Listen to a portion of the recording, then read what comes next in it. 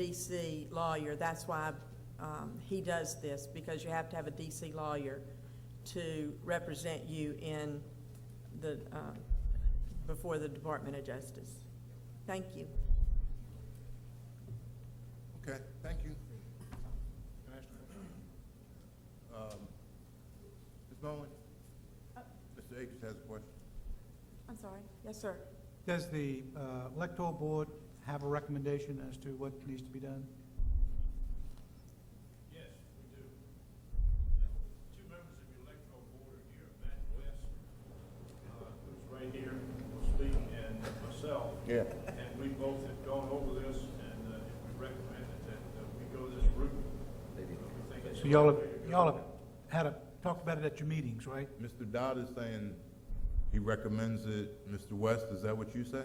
Yes, we are in agreement with the registrar and the electoral board. Who's the third member of the electoral board, or do you have two, three? The chairman is Park Dodd, and the secretary is Matthew West. Okay, so that's, Well, we have a new member, Have a new member. Kathy Self is our, Kathleen South.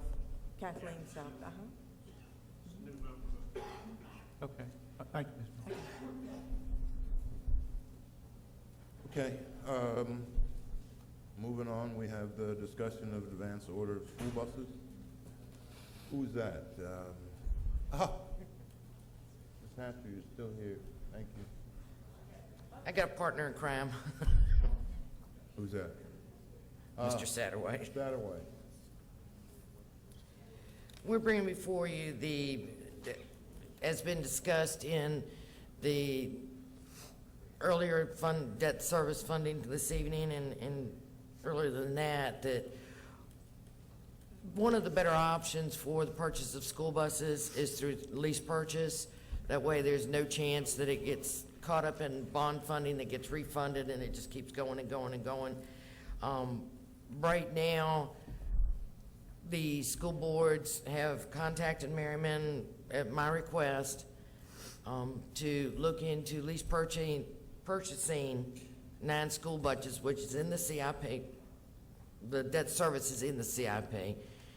And they're trying to move ahead now with it because the fact that, as the sheriff stated when they came before us, before you all for the sheriff's vehicles, the emissions controls have changed. They've gotten the opportunity to get 2010 school buses, which you can't get anymore. They won't receive the buses until after July the 1st. Payments won't be due until after July the 1st.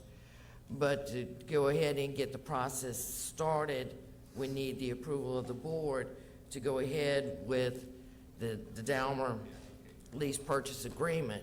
This is state contract, is for Thomas buses, which is what your entire fleet is Thomas buses.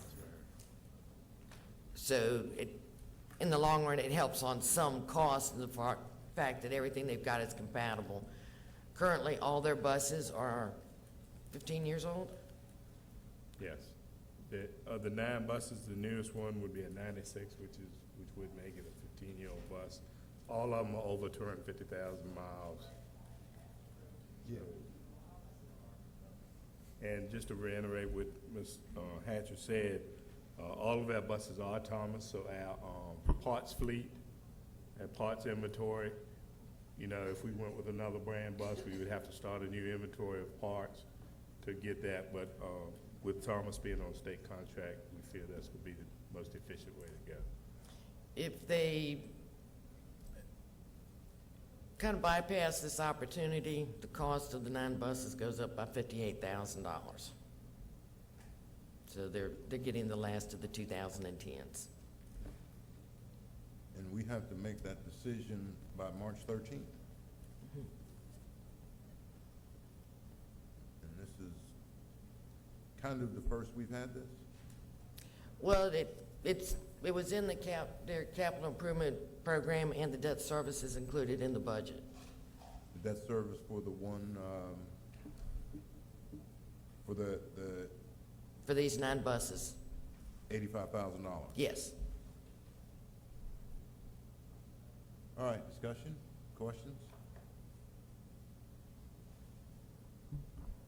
Mr. Satterwhite, I guess my only question is, I looked at the superintendent's budget, and I know it's kind of late we're in the 11th hour, but in terms of our replacement schedule for buses, I guess looking at his projection of 9 replaced this year, 10 next year, what's the average age of the buses that we have on our fleet? We use, basically 15 years or 250,000 miles. The guideline from, legislators is 15 years, and that's just mainly a recommendation, it's not Right. a mandate. So our average cost per mile for bus usage is what, basically? I don't know that offhand. Yeah, okay. I can get it for you, but I don't know. I know it's in the state report, I just thought you may have had it, okay. Anybody else? Sagers? Yeah, I do. Mr. Satterwhite, we talk about in excess of 10 years. So you're saying these 9 buses that you're asking that we order now is beyond 15 years, or at least 15 years old? Yes, sir. And the mileage, do you know what the mileage is? You say in excess of 250. Can you give us, You should and maybe you have it. did give us, and I just don't have that before me, as to what the actual years are and the mileage is for each of the vehicles that you're asking for? And the other question is, are you buying, and I understand what you said when you indicated you were trying to keep, all the buses in the fleet of the same brand, if you will. But is this the bus that is on the state contract? Yes. All right, so Thomas is the state contract bus. So that's basically. All 3 of them on the state contract. Okay. But of the buses, but the first bus is a 92, it has 274,000. The second bus is a 92, 281,000. The third bus is a 92 with 370,000. The fourth bus is a 95 with 263,000. The fifth bus is a 95 with 262,000. The next bus is a 95 with 283,000. And the last bus is a 96 with 268,000. And that's 7 buses we're replacing, and the 2 additional are 2 that were total lost in accidents, and we're just replacing those. And they were 93 buses also. Okay. And all of these buses are on the street, on the road today? Probably, yeah. At one period of time, or at one period of But are they out Okay. on the road every day? Are these buses that you use on a daily basis to pick up children? Bus 12 is, bus 13, 1, 2, 3, 4. 5 of these are on the road. 2 of them are spares, which they're on the road 50% of the time, 60% of the time. Okay, thank you. Sealy? Popwood? Nope. No How questions. does the board want to proceed on this? Move forward with the bus purchase, or wait till later? Those are basically the only 2 options we have, so. We talked about at the work session, I thought that we were gonna, we already talked about whether we were gonna do this or not gonna do this, and, I mean, with the mileage and the years of those buses, 5 of them still on the road and 2 of them already gone, I don't know that we have a whole lot of choice at this point. Is that a motion? I'll make that a motion. Is there a second?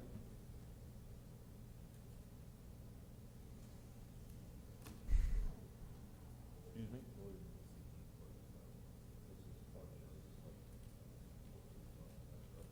Oh. It does say tax exempt. Tax exempt lease purchase. Okay. I'm not necessarily getting to the point of you seeing the lease if I've only, is there a second to the motion?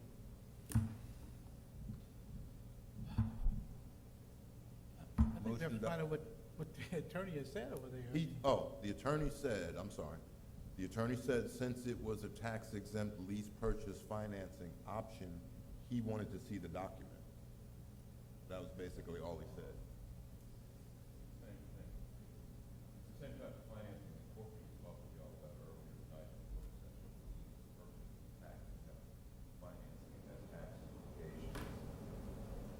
So my question is, if we vote to do this and they order the bus tomorrow or the next day, and our county attorney looks at the lease purchase agreement and finds issues there that basically nullifies the It's the same lease purchase, they've then been what do we doing do the then? last 3 times they did it. Excuse me? It's the same lease purchase that the county has used the last 3 times. 3 or 4 times we lease purchased buses. We can The get, same company. we can make it contingent on getting the actual contract and get it to you for review. But it's the same. For example, if there's a provision in the document that says it's bank qualified, it can't be because of the other debt that the county is incurring this year. They're provisions we need to see. Okay. I don't know how else to explain it. Okay, so let me do this one more time. Was there a second to Mr. Seeley's I guess motion? we gotta get the actual lease from I'll second it Merriman. I'll second it for a point of discussion. I think we need to discuss it a little further. Well, if there is an alternative motion, you can withdraw and see what the alternative is first. I'll withdraw because I believe Mr. Underwood has another motion, and I'll Right. yield to that. Right. I would make a motion that we would purchase 5 of the buses, go ahead and order 5 at this time. 2 of the buses that you have, you said they're 80,000 miles, or around 80,000 that you're using as spares, I guess. 2 of the buses, is that correct, Mr. Satterwhite? All the buses are not, all 9 buses that you're replacing are not on a route daily right now, is that correct? Not every day, but it could be. Right, I understand. Okay, And you, And the reason I'm asking- I'm bound by, DOE to have, like 10 to 15% of my buses need to be spare buses. right, okay. So they must be in Working order. working order and safe conditions. Okay, and I do understand that. Let me ask you a little bit about, if I can go ahead, Mr. Chairman? Go right ahead, Mr. Underwood. Let me ask you a little bit about the bus replacement and the major issue here is not only the 15-year, but it is, you're saying the emissions, is that correct? Or is it that the buses are, The buses are old and they're over 250 and they're not cost worthy. right, When they're breaking down a lot more and it's taking more to keep them going than what they actually probably were. right. And so I guess what I'm trying to come around to, Could you just excuse me for cutting you off, but could you please stand closer to the mic, because Oh, I'm sorry. I don't think we can all hear you, so. but I guess what I'm getting to, JD, Mr. Satterwhite, is that looking at a replacement schedule, even if we need to have buses for backups, you said 15% of your fleet, and how large is your fleet right now? And how many are on the road? We have daily? 85 buses now with the 2 that need to be replaced now, That were total, 87. right. And we have approximately 70 buses on the road. Okay. So you're saying that you need a 15% backup for your buses on a daily. And I guess my issue is that looking at some of the studies that I've looked at regarding bus replacement, the real issue is not metal fatigue. It's really the skin of the buses, they're just ugly. That's basically when the tests were done 2 years ago, looking at bus replacement, and a lot of people have extended 15 and beyond. What they found out that structurally the buses are good, the motors are good up to 200, and I agree with you there. There are some issues, but in terms of safety, it's the number one.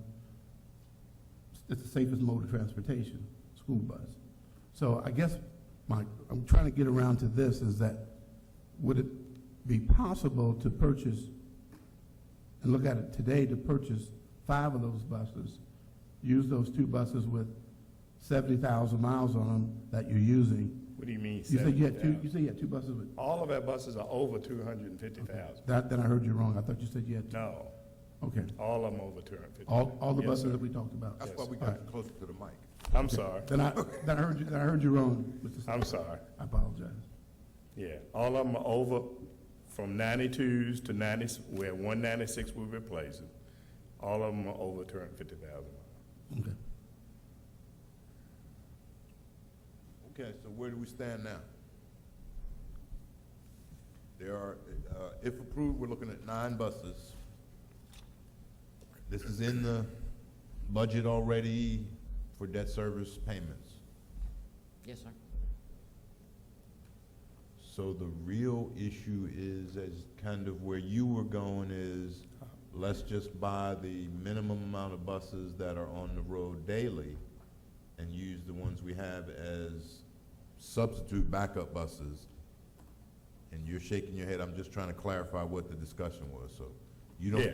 think the ones I, that, I don't think it's gonna be feasible that if you wait to purchase those other 4 buses, that's another $32,000 that you're gonna be, when you do decide to buy those buses, because buses are gonna go up anywhere from $6,500 to $7,000 with the new emissions, just due to emissions? just through emissions. And on the attorney's behalf, I'll contact the Merrimans and get a copy of that lease agreement for Frank. And the buses are like $80,000 apiece? 78,000. The new ones are 85,000. Okay.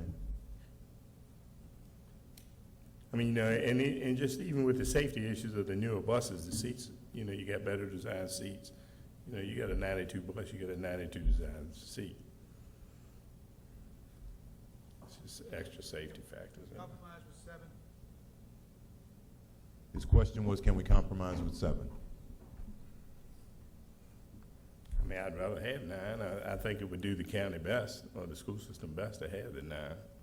Then we could take, I mean, it's just, you either gonna pay for the new bus or you gonna pay for parts, like Mr. Ashcraft and I talked later.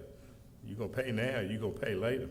But if you've got, and I understand what you're saying, Mr. Satterwhite, and not trying to argue with you over the issues, but it's the fact that, my question is, I've got a nosebleed. So I'm That's trying all to- but my question is if we can get by this year, because it's been talked about that we were not included anything in the capital budget, and my thoughts are, it makes a difference whether it comes from the capital, whether it comes from the general fund.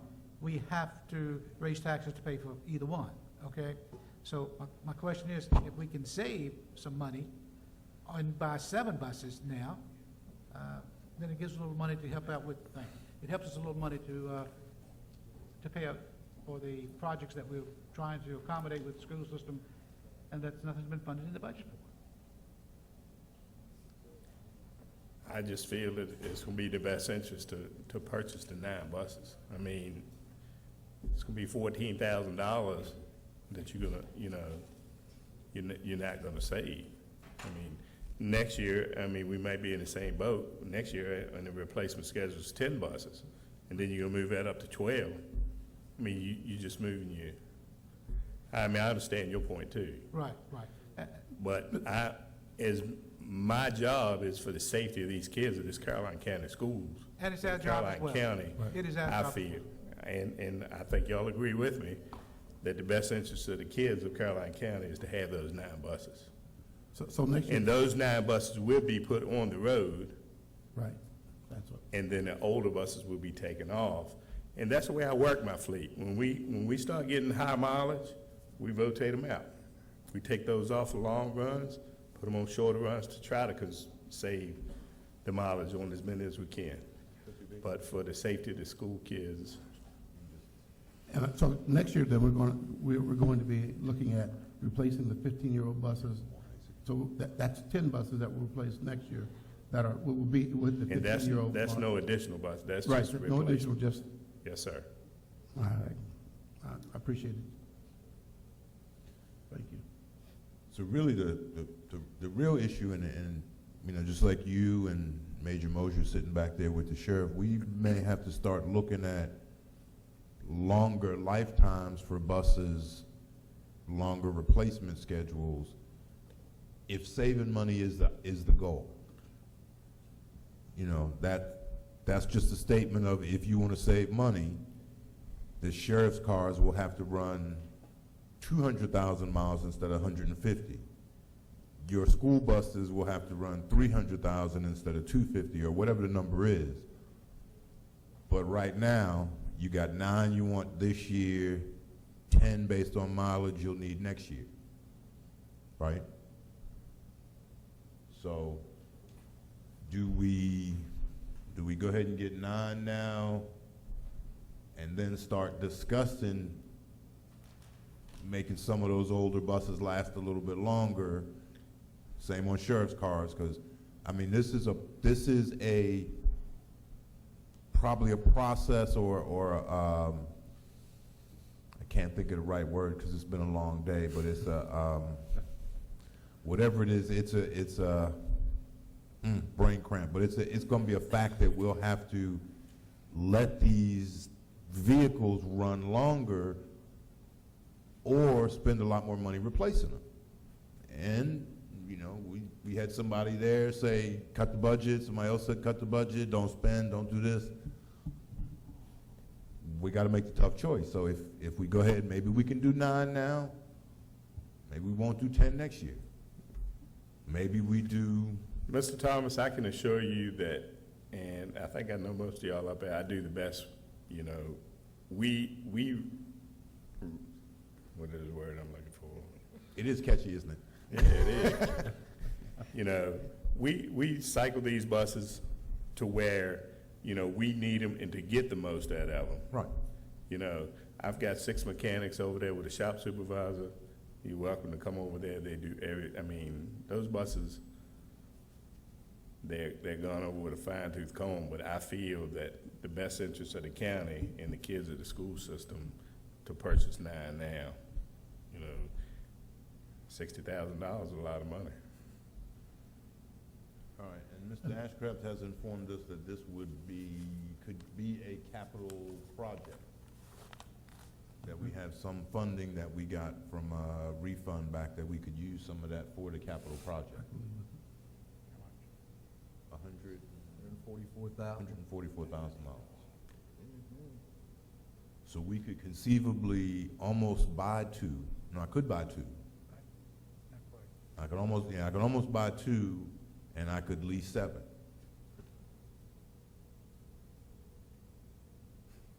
Which is another option. I'm just trying to give the board some options. Yeah, I think the point is he needs 9 buses apparently, so. If he needs 9, However we buy come up 2. with that. I can buy 2 and Yeah, lease however we 7. Come up with that, I think that's, So I cut my debt service Right. number down, absolutely, I think. right? So you're telling me, for the attorney, I need to go back and get the figures for a 7-bus lease? No. No. I'm telling you, oh, no, Because- well, Yeah, because we got a 9-bus lease now. You need to- actually, yeah, but what you're gonna do 2/9 of whatever that was, I was a baseball player, I used to hit that, so that's 22%. So you're gonna reduce your fee, 220 is not a good baseball average, that's why I'm not there. But anyhow, you know, that 22%, don't you just reduce that off of the debt service payment? No. Why not? The money that is coming, cannot be used in any way for debt service. So No, I'm saying you buy the buses. you'd have to buy them, and yes, Yeah, you buy 2. basically, you're gonna reduce this down by about the 20%, yeah. You're gonna reduce, so then you reduce the debt service payment by roughly 22%, something like that. Yeah. Right. So instead of spending $85,000 a year, 22% of that's like $17,000, $18,000. So I'm only spending $67,000, $68,000 a year. Yeah. That's the other option. I could buy 2 buses, lease 7. Now, I like, got $140,000. No, I like that a lot. I think the real issue is that he needs 9 replacement buses. I'm satisfied with all the information. I think we need to find a way to put those 9 buses into motion. Okay. Today's March 8th. The county attorney can review this in a couple of days. Monday was the 7th, right? No, Monday was the 7th. So we have to have the review done by Friday. Can you do the review by Friday? You can get him if you can get him the lease document modified up, because we're only gonna lease 7, and then he can approve it, we can get it done by Friday. You're off, it's the same, if you say it's the same one we've been doing, shouldn't be a whole lot of difference. Now I need to get you a motion to buy 7 buses and use the $140,000 to buy the other 2. So moved, Mr. Chairman. At least 7 buses? The lease Lease 7 and purchase 2. Lease 7, purchase 2. Second. Motion made by Mr. Underwood. I'm going to give Mr. Akers a second. He was nodding his head, but seconded by Mr. Popowitz and Mr. Akers to simultaneously. Discussion. All in favor say aye. Aye. All opposed, nay. Motion carries unanimously. Thank you both for your patience. Thank you. All right, Mr. Shebel still here? His wife got called out to work, so he had to leave. Mr. Park is still that in. They were pointing like he was over here. All right, can I get a Reader's Digest version on this? We basically got another grant for the Dawn wastewater system. Your recommendation was to continue the process with Mr. James. Yes, that's correct. We're asking for 2 items from the board. One is to authorize us to negotiate with the Department of Conservation and Recreation on the WQIF grant that you mentioned for Dawn Phase 2. The reason for that is we need to be able to change some of their current requirements regarding local matches so that we can use both the STAG grant and the WQIF grant to provide the required local match with each without additional county money for engineering or construction. And the second action that we're requesting is that we be allowed to continue the agreement with Eldon James and Associates through the end of the current fiscal year at a not to exceed cost of $18,000. No additional. That would be paid for from the utilities budget, both in FY11 and FY12. Okay, and I saw it was, I saw somewhere where it was 30 more houses. We believe we could combine the grant funds to connect at least 30 more houses. 30 yes. additional. Okay, discussion on the grant funding and subsequent use out of the utilities, engineering and architectural services line. 30 more houses in Dawn get water, get sewer. Absolutely. Mr. Chairman, I met with the Dawn Wastewater Committee, and I think the plan's quite solid. I think it's one that we should absolutely support. Motion to move forward? Absolutely. Is there a second? Second. Motion made by Mr. Underwood, seconded by Mr. Popowitz to approve funds for the services of Eldon James and to complete the grant process. Those are 2 things you need? Yes, sir. All in favor say aye. Aye. All opposed nay. That motion carries unanimously. Mr. Ashcraft, you have a county administrator's report you'd like to highlight for us, or? Mr. Chairman, did we dispense with the museum signings? What did we do? We put that off to another meeting? We put that off until our April meeting. I just saved us $70,000. You can't give $2,000 up for the How about the museum discussion of sign? bailout? When are we going to do that? Oh, well, I need Next some more meeting? information. Yeah, we can do it at the Okay. next meeting. I need some more information from her. And I mean, some of those things that, you know, just my thought for right now. And I do want some more information from her, and I don't want to discuss it at 11 o'clock at night because I think there's some other things. So I'll just leave it as some more information, if that's okay. Mr. Chairman, the only thing I would point out is that Mr. Seeley has 2 community meetings next week, Monday and Tuesday. Monday at 6 o'clock at Bowling Green Fire Department, and Tuesday at 6 o'clock at Sparta. fire department for the constituents of his district or anyone else who would like to attend. Other than that, it's a pretty abbreviated report. Regional elected officials dinner, anybody going to that?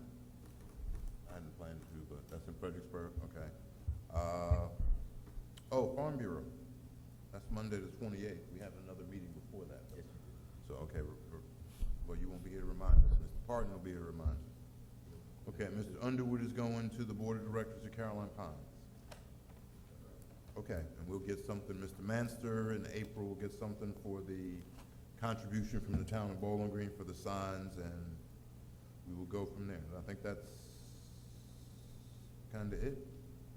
All right, that basically concludes our agenda item except for personnel and the consultation, the legal counsel briefing. Closing board comments. Yeah, I'm getting to that. Mr. Underwood, closing board comments? My only comment is that I want everyone to be mindful that we are in very tough economic times.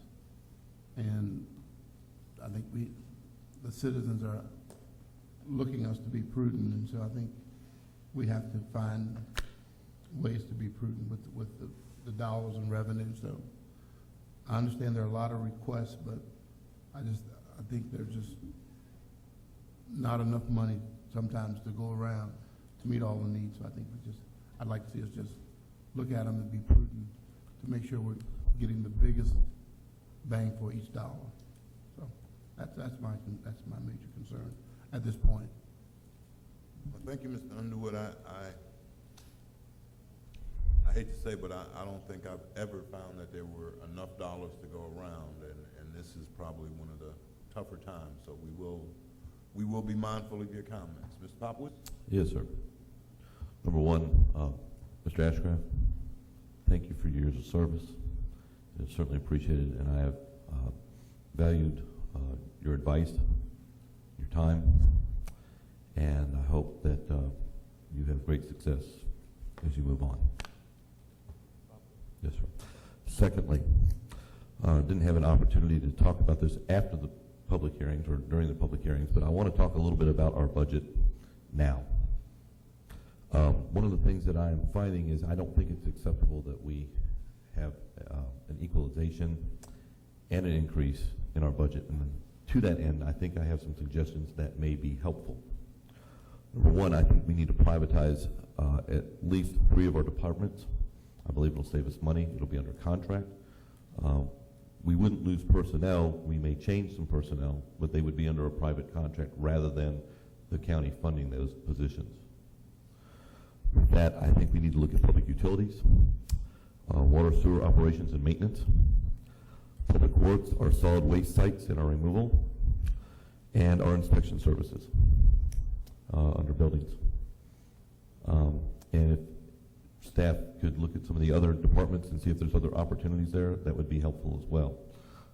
I'd like to see put out a preliminary RFP to do that and see where we end up financially, because I think it'll be an eye-opener for all of us. What are those 3 again? Public utilities, the water sewer operations and maintenance, public works, the solid waste sites and the solid waste removal, and then the inspection services for the county. Currently, the state has a company doing their inspection services, and it seems to work well for them. They haven't gone back to more inspectors. They have kept that service going. Okay.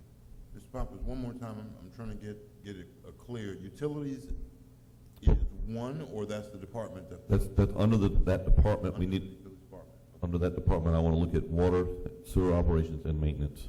Okay. Under public works, I want to look at the solid waste sites and the solid waste removal. Under buildings, I want to look at our inspection services and any other items that are out there. Okay. Yeah, buildings is part of planning. Okay. Okay, so we have those 3 to look at it as possible privatization. Okay. Yes.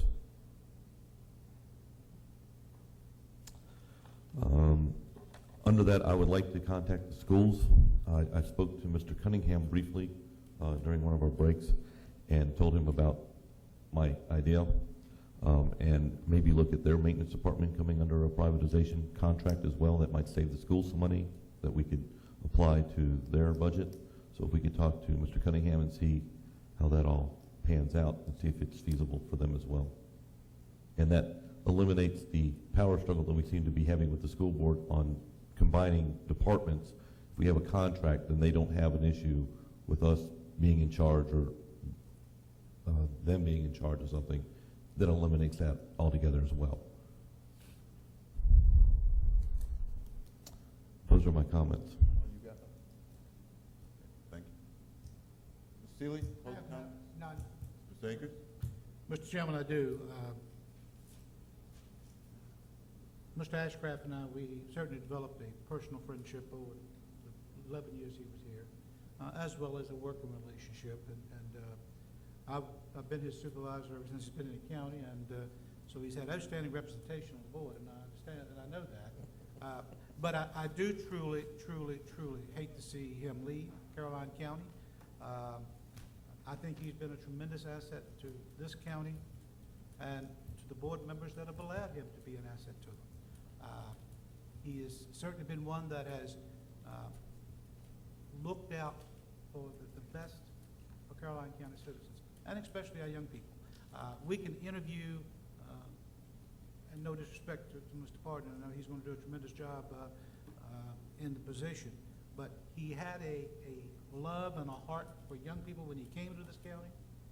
He started and maintained Caroline's Promise for years, and when he was in charge, it flourished, and it did a tremendous job in Caroline County. And so there are many other programs that he has been involved in to help the young people. I've spoken to a couple of the members of Prince George County. In fact, I saw one just recently, and he asked me if we were going to have them arrested for grand larceny for stealing him, and I said, if I had my way, yes, we'd certainly have you arrested for that. But they're getting a good guy, they're getting a good supervisor, a good county administrator, and I just wish him the very best. I wish he would stay in this county. And I've asked him just as recent yesterday to rescind his resignation, and I would certainly see if we couldn't get at least three votes on this board to keep him on staff and keep him here in the county. You're going to be greatly missed by a lot of people, including myself. Thank you very much. That's it, Mr. Chairman. Thank you, Mr. Akers. I didn't really have any comment, but I would echo those same comments from Mr. Akers. We appreciate your service. Wish you the best of luck. Mr. Chairman, I just would like to thank the board again for your gift earlier this evening. And I wish you all very much success. This county will move forward despite some of the things that we try to do or want to do. But my directive to all of you is to continue to vote your conviction and avoid the distractions that are trying to knock you off the stride. And you'll do just fine. All right, and you come by and see us when the Pirates are playing the Yankees in the World Series.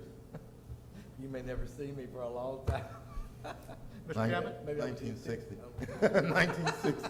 Well, the Giants just won, you never know. I move that this board convene and close meeting pursuant to the personnel exemption of section 2.2-3711A1 of the Code of Virginia to discuss personnel matters relating to the appointment of interim county administrator and other county positions, and 2, the consultation with legal counsel and briefing by staff, exemption section 2.2-3711A7 of the Code of Virginia regarding specific legal matters requiring legal advice regarding the enforcement of certain properties made in connection with the Belmont rezoning. Is there a second to the motion? Second. All right. Discussion. All those in favor say aye. Aye. All those opposed, nay. Motion carries unanimously. We are in a closed meeting.